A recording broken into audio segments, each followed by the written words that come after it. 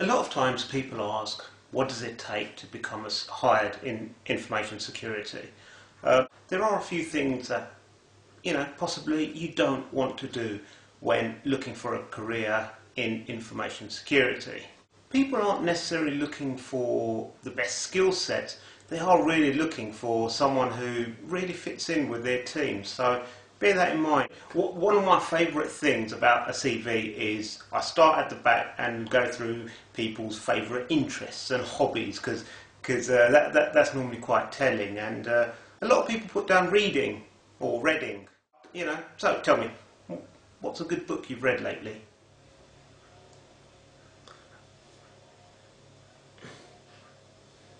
Any book?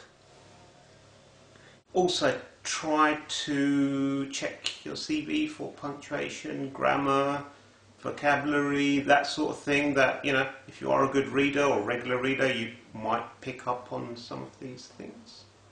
Certificates are great things, but if you're going back listing them all, well, yeah, I've done a CISSP, a CISA, a CISM, I've done an MBA from a top 10 business school, I've done an MSc from Royal Holloway. And all that tells me is you once worked for an organisation that had a training budget. Photos in CVs?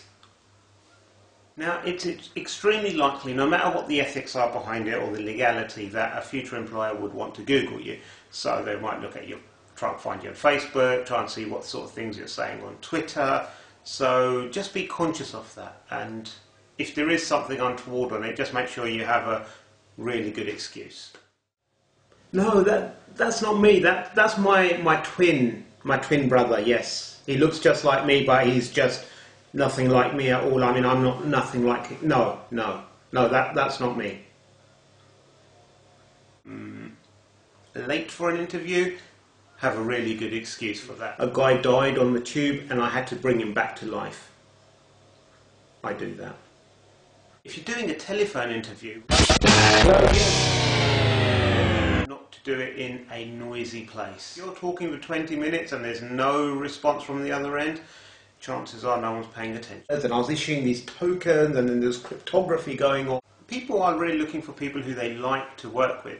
So an employer might look at you and say, is this the sort of person I could be stranded in an airport with overnight?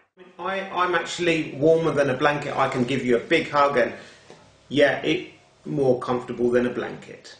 Sometimes in a security job interview, you might be asked a question such as, what's your password? Apples, with a capital A.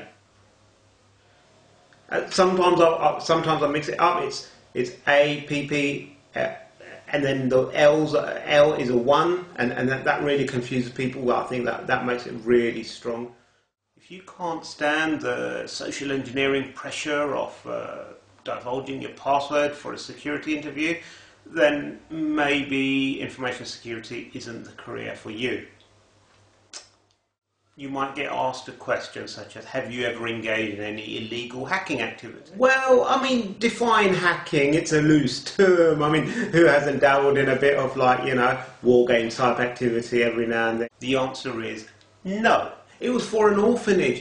This orphanage needed this money, and this big company they had just lying around and on their PayPal account, and I just helped them out. It wasn't an illegal hack. I mean, yeah, let's not get into semantics here, but yeah, okay, it was slightly grey, but I wouldn't say I was ever a black hat, no. The answer is no. And at the end, when you're asked, do you have any questions, try to actually have a genuine question prepared. How many days holiday do I get? Oh, that is not a question. A few things. Don't lie about your experience. People can check it up. Don't slag off your previous employer. That's my old job because my boss there, you honestly, he was just a big, fat, useless piece of. Finally, and most importantly, if you get a rejection, don't argue. Me, I want to go and be successful elsewhere. You're going to end up with bad security. That's going to be in your head. You hear me? That's going to be in your head. I don't care.